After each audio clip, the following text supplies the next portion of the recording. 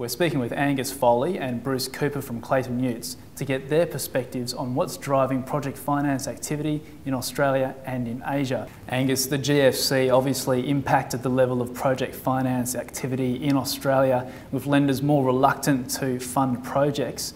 Are we yet seeing a return to pre-GFC levels? Well, in Australia, the project finance market continued throughout the GFC. We're seeing a number of good deals being done and certainly some strong appetite, especially by the Australian domestic banks who led a lot of the transactions.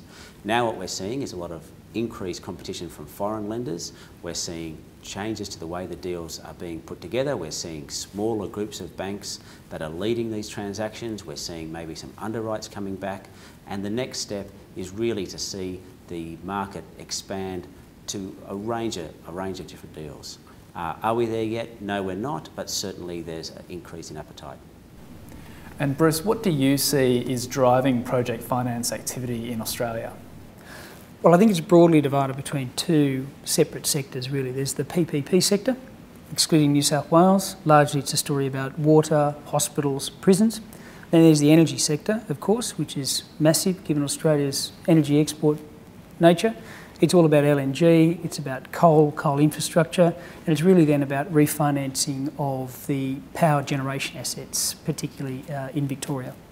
So just looking forward 12 months, what do you see as being the key variables driving activity levels over that period? Yeah, interesting time, I think, lots of variables. I think the key one, of course, is going to be the carbon debate and the carbon pricing. I think that'll have a flow-off and effect on energy deals in the market now to be financed. I think, in addition, that will roll into the alternative energy, renewable energy space as well. I think the availability of equity and sponsorship, particularly on the electricity generation assets and who's going to be there to actually develop those deals. I can see also some impact on the bond market, bonds coming back. There's been some retail bonds on airports, whether that will have an impact. I think flowing from that, whether the super funds might come in, step up to the equity investment side, developer side, but also their role as debt providers perhaps. I think the impact of Chinese money and certainly Chinese government-assisted money for debt on deals. Yeah, as I say, it's a real melange of things. And Angus, given your recent background at Credit Agricole, what is the commercial appetite for project risk like at the moment? Well, I think the appetite remains very strong for well-structured deals. I think there's particular risks which people will be seeking to mitigate and avoid. Risks around financial markets will be very difficult in a project context, but generally if it's a strong sponsor, if there's a good project rationale, I think there will be a strong risk appetite in the market and we'll see the deals being done. And Bruce, just finally, of course, you spent many years practicing in Asia. What comparisons would you make between the way projects are funded in other jurisdictions versus Australia?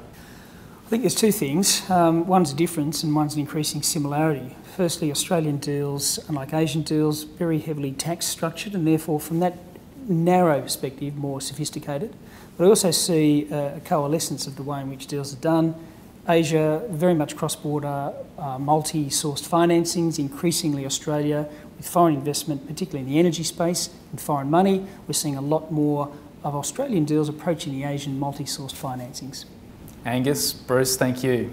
Great, thanks a lot.